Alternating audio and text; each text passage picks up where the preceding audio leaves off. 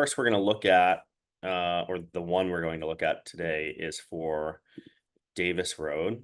Okay, so here is the first view that I got of this project way back when, and the clients who are based in New York had the idea that they wanted to make a investment property somewhere in the Catskills. They were looking further north than we had worked previously, and we're pretty far north up into Delaware County in the northern Catskills.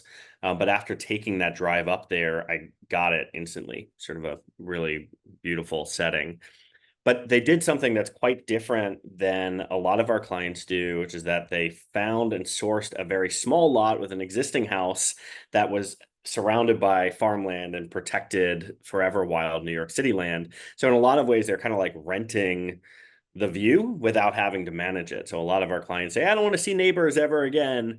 And they end up buying 20 or 30 acres and really signing themselves up for this management problem, a major land management issue.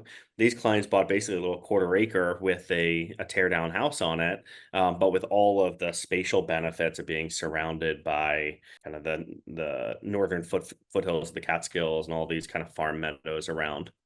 And so this is the setting. It's a really lovely destination. And this was the condition of the existing house. Okay. So let's go back in time, way back when, to 13 months ago, where we had the site information. My client had recently closed in the parcel. And this is the thing that struck us right away. There's sort of like this little structure surrounded by vastness. And how do we take advantage of that? Little teeny tiny lot. Went through our typical sort of evaluation of the parcel. Where the views, where's the privacy, what's the sun path, where's some existing infrastructure like power. Here's the road, the great road.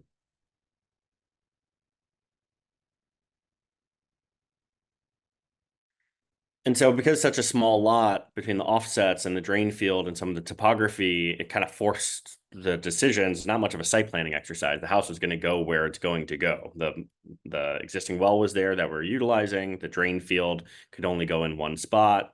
The house could only be so big to not encroach on setbacks.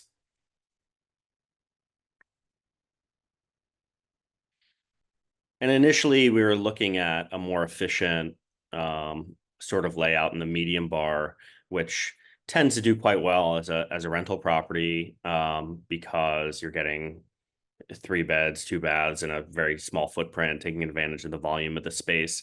But the other alternative was looking at the small L, which, considering the kind of 360-degree nature of the lot, that you kind of like have these views in the rear, and there's sort of like this big view corridor out the back. It's very different than a lot where here's the view, here's the back, and here's the view, and everything's sort of oriented towards the view, and bar-shaped homes tend to work quite well for that. But this one is sort of surrounded by its setting, and something that turns the corner and has a little bit more dimension to it seems to be a better starting point. So we went through our kind of pros and cons and studies of those, and ultimately landed on starting with this small L, that it satisfied their requirements for 2.5 bedrooms, for 1.5 or 2 baths. But I think most importantly, frame the view, and did that in a couple of ways. One, that when you arrive at the level of the house, that the connector between the public bar and the private bar really becomes sort of a window onto the composition of the foothills, that you kind of look out into the entrance through that vestibule and you kind of see the composition of the Catskills there. And then taking advantage of kind of corner window details and a large expanse of glass to open up the full view, and making it so that every room in the house has this mountain and ridgeline view.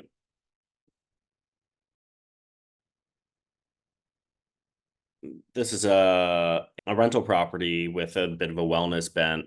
And so the amenitization and the placement of these became quite important, thinking about where's the outdoor deck space, where's the hot tub, where's the garden, where's a little kind of plunge pool or sauna, some of which ultimately made their way into the project, some of which didn't. But the general schema of the project remains kind of identical to what you're seeing here. And we started to make a couple of shifts, not a ton. It's a relatively out of the box small L, except for both view corridors and the outdoor space. So there's a couple of things that you see here that I think are really great. One, on the entry, you're kind of looking straight through the house onto across the deck, and sort of it almost feels like you're going from outside to outside without ever going indoors in the house. And I think that that's a really special moment. A little bit more of a corner glass detail where that takes advantage of the view that would be in the bottom left-hand corner of the screen. And then this long shotgun view, again, sort of framing the mountain view when you come into the private wing of the house. We're getting this sort of keyhole look through to see the ridge line. So we're bumping up in resolution and getting into our white clay model. Here's that pass-through moment coming in through the vestibule, really being very specific about when we say picture window, that it really feels like compositional. And, because it's a rental property, um, the we thought a lot about how to get the space that was really required to match the user type the client had in mind, but where would we be able to come up or down market? And some of the big things that we looked at were in millwork, in decking, in elements that could be either upgraded over time. If they ever decided to take over the house for themselves, they might upgrade cabinetry or other things. But making sure that amenities and the actual room types and spaces get into the project so that it could be marketed as sort of as imagined. So that really plays out in millwork, decking, finish selections, kitchen installation. So we were able to identify those things way before permit documentation, way before construction documentation, and call those out as like the main levers that they should be thinking about, while making sure that the space itself remained kind of precious, that we weren't going to dig into the square footage. We're instead going to come down a little down market to make this a more durable place for high turnover on rental, which is maybe not a decision we would make in for somebody's primary home, where we might say, hey, you should really think about this as a bit more of a jewel box, and we should think about getting more efficient and cutting into the square footage. Here, it just made a lot more sense to retain the programmatic layout and come down market with some of the finishes and fixture selections. Today, that project is quite far along. So here we are, Sean. This is some of your footage from, I think, just 2 weeks ago, right? Yeah, I think it was like maybe 2 weeks ago. Yeah, August 19th. Yep. So you can start to see how this structure sits in the landscape. Instead of that former view of kind of coming in and there's a little cottage there, now you're going to come into this L-shaped home here from the front. And one thing I really like here is that the there's no clear like front or back to this house. It's not trying to create curb appeal per se. It's really trying to optimize its relationship to the star of the show, which is that rear view. The entry is clear. It's obvious you're supposed to go into that kind of front portal, but I would say it's a little bit business in the front and party in the back. And that's like really legible in the house design and the siting. So Sean, if you have any color commentary on some of the things that you saw as I go. Yeah, this is actually one thing I wanted to talk about, that last photo there. Mhm. So just how we kind of detail the entrance. I mean, this immediately becomes a very small thing, but it is a covered entrance, creates a shadow line, creates kind of a clear area of entry. Kind of a simple detail that we have on a lot of our projects, but just kind of seeing it in person and just sort of how it's coming to life. It's really nice, just as like an entrance sequence. And like you highlighted before, that first view through that window or through that door is the view to the outside through that picture window. So it's a really nice way to enter the space, especially for like a smaller house. So it kind of has a small house feel, but really grand views overall. Yeah, I think one of the things that we've been like, sometimes we have a material difference, sometimes we don't, that either we're playing just with volume and shadow line, and it's like that's the way we're indicating that you enter, or using the material shift from say like a dark exterior to a natural wood interior on the entry, almost as like signage, enter here. But yeah, interesting to see. What is the uh this edge just needs to be stained as well? Yeah, when I got there, they have only applied like one coat of stain in some areas, and they're still going through just kind of touch ups and whatnot. So this was very much like a true site visit in the Yep. middle of action, which was great. Do you know if they did Anderson 100 windows for this one? Those, no, I think they were 400s. Okay, they look great. Mhm. So I love Wow, yeah, Yeah, full that's literally circle. the view. That and it's funny that first rotary. video or the first photo that Wayne started with, and that last photo. Hmm. It's truly that was my first experience too. Coming up, I didn't know anything about the project and showed up to site, and that's the first thing I saw. And I didn't even have to look at my GPS. It's like, oh, that's clearly the project. Yeah, And I've it's made pretty it. amazing because I had no idea that this was such a small lot. But coming up to it, it looks massive. And that's the same shot that I took too several months later. And it's when you come up to it, it looks like you really do have this whole mountainside by yourself. But the fact that they're able to only manage a quarter acre or a half acre, whatever it is it's amazing. Mhm. So Yeah. yeah, really, really interesting piece of land. Yeah, it's a rare type of it's a rare parcel type Mhm. because we are often working in rural residential districts that have minimum lot sizes of 2-3 acres, and so the idea that there would even be a half acre or quarter acre lot in this area it doesn't really make all that much sense. uh, Mhm. and so you know I would love to be able to tell a group of clients, hey, this is a great strategy. Go Right. find the quarter acre lot surrounded by hundreds of acres of protected land. But I just think it's a complete rarity. And this project is a little bit of a gem because of it. Yeah, I'm gonna find that land first in case anyone's wondering. um, Here we are in the interior. What other things did you notice, Sean, from the site visit? These are larger Spans. Oh. skylights than we typically Hmm. see, right? Yeah, They're they're like square in proportion, which was pretty interesting. But yeah, they are. When I was there, they were just going through rough-ins and just starting to do plumbing rough-ins, electrical rough-ins, and blocking. You can see the blocking at the bottom for all the base molding there.